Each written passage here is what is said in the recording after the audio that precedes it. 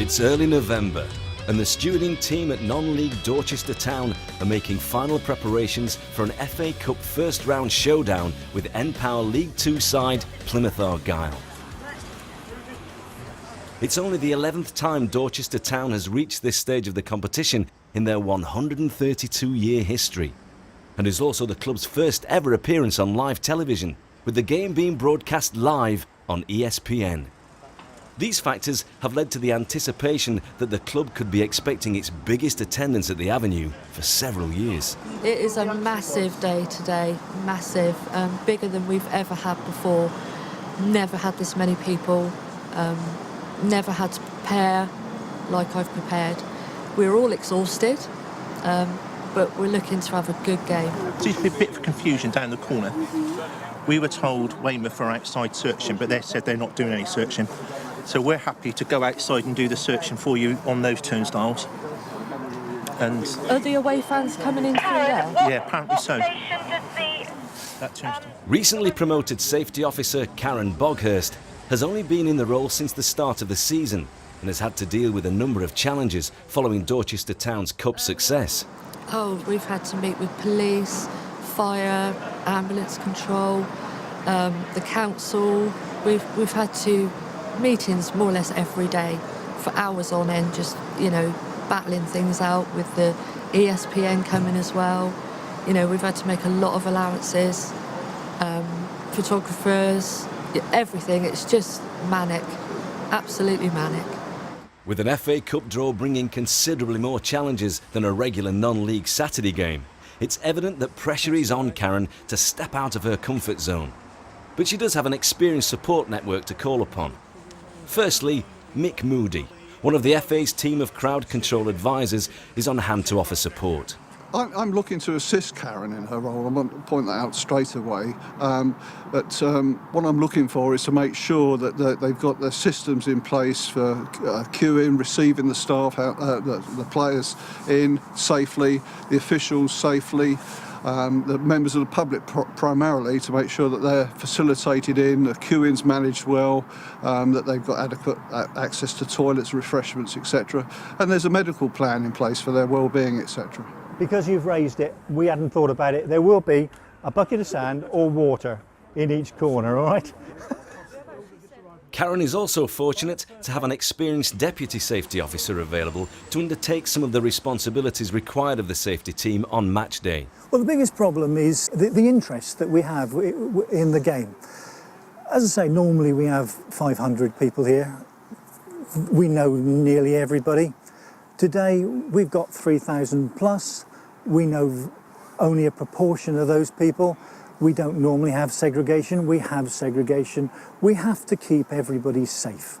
And above all things in our minds, safety and security is paramount. Coming through those Have we not put anybody on the outside? The no, gates? I'm saying we can do the outside Could gate. you? Yeah. I meant to ask for somebody fine, to do that's that. They need searches.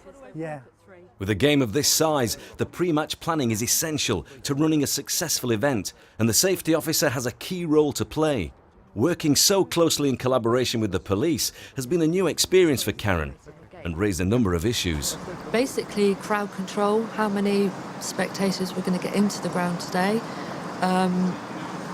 you know, what the Plymouth fans are like, what our fans are like, every little detail, you know, where the stewards are going to be, where the police are going to be.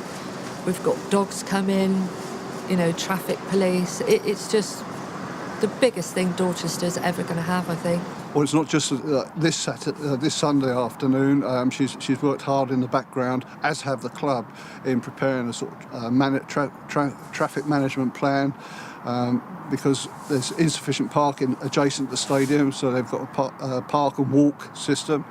Media strategy to communicate with the visiting fans and home fans, because it is different. It is a different day today.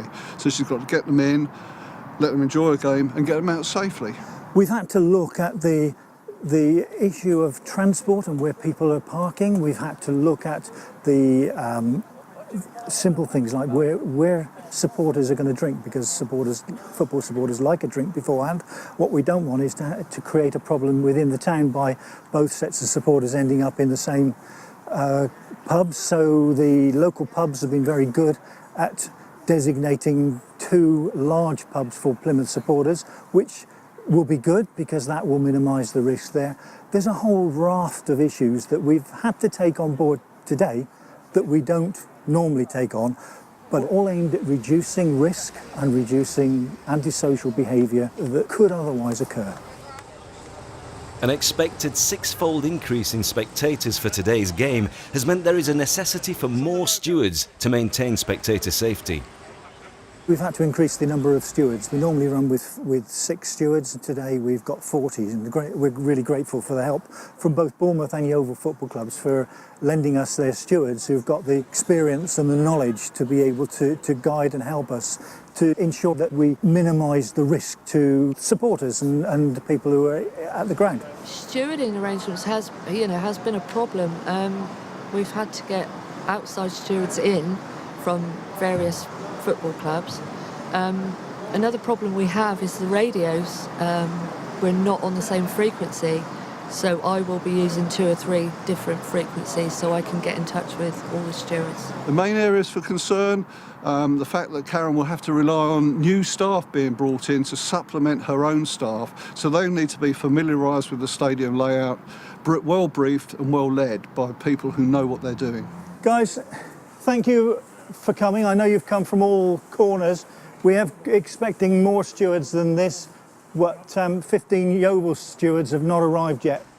Mixed concerns about competent, knowledgeable stewards are addressed by having a stewards briefing approximately an hour before the gates are open to the spectators. Here, all relevant information about the matchday plans, from parking arrangements to evacuation procedures, are cascaded down to the supervisors and their stewarding teams. With Karen's responsibilities being vastly larger and different from a normal match day, Malcolm steps forward to deliver the steward's briefing. But until then, look after yourself, follow us around. Guys, shall I walk you down this end and we'll try and work out what needs to be done? With kick-off time fast approaching, the role of the safety officer becomes vital to the smooth running of the event, and there are several key things that must be done. My day is going to be very busy. I've got a lot to do. I've got a lot of stewards to organise. I've got a briefing to do at 1:30 with the police. I've got ambulance to sort out, make sure that everything's in place. And then I have to stay in the control box with the police. Karen today has got to liaise with the first responders, particularly the police, have the overview of the safety management within the stadium and have the oversight of the stewards and the leadership role. Her leadership role today is very, very important. She can't get involved in small issues, customer service issues that she might like to do. She's got to have the overview and delegate that to other people. Karen normally works on her own with her half-dozen stewards. She normally manages the safety and security at the game by herself. Today she's working with the police.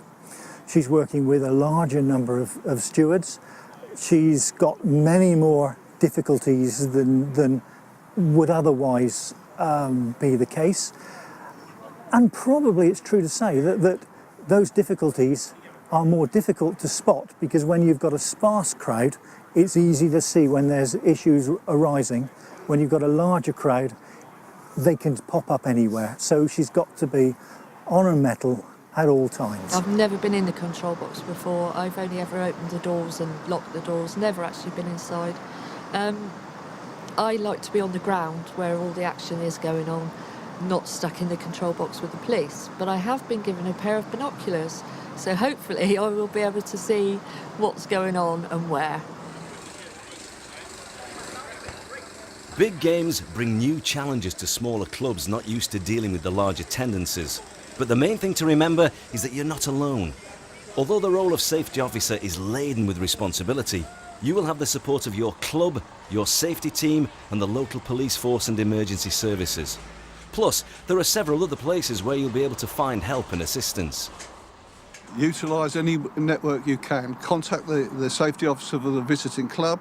If need be, you can also contact the Football Safety Officers Association. There'll be only too willing to help. If they've got any other misgivings, they can also contact the Football Association, and they will contact the crowd control advisor to come down if need be in advance to assist them with the planning for the event.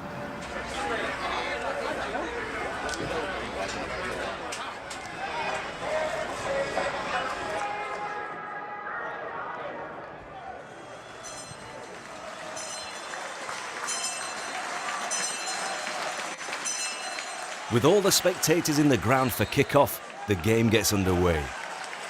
There are the usual expected issues with dealing with a capacity crowd, but the contingency plans are in place for such outcomes and the game goes off without any notable incidents. The home crowd is also treated to a superb performance and a late winner that sees the non-league side progress through to the next round of the F.A Cup.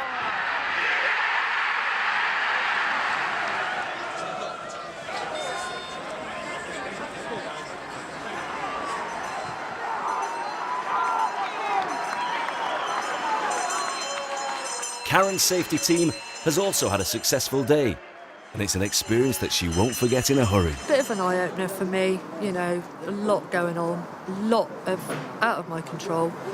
But basically it's a learning curve and we'll do better next time. From the safety point of view, it was a classic case of partnership working with the police, St John Ambulance, etc. There was a lot of decision making towards the kick-off because this terrace here appeared to be very congested. Although the crowd wasn't signs of distress, they had to temporarily lock people out and then relocate them to another place. They had a contingency in place for that. Another match over. All the plans worked well. I'm really pleased. Everybody had a good view. Everybody saw the match. No incidents whatsoever. And apart from the Plymouth supporters, everyone's gone home happy. The key to good stewarding is if people don't see you, you've done a good job. I don't think anybody really noticed what we were doing. So I think that I'm very pleased with the efforts of the Yeovil, Weymouth and Bournemouth stewards who've come and given us a helping hand. We worked as a team, it worked well. It's a massive team effort. There's two teams playing on the middle with a referee, but there's another bigger team behind the scene getting the stadium ready for the safety of the crowd. I've learnt a lot today. I'm still reeling from it all. A lot of changes I've got to make. Yeah. But this was a learning curve for all of us today. You know, the amount of people we had in here was immense, you know, and I don't think we'd ever get that again. So it's been good, it's been good. Like I say, a lot of things I've picked up on that I need to address.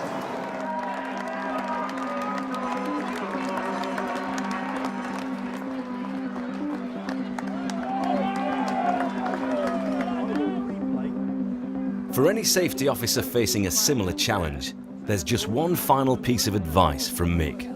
Network with other safety officers, learn from their experiences and be prepared. Don't take anything for granted and remember complacency is a big enemy of safety.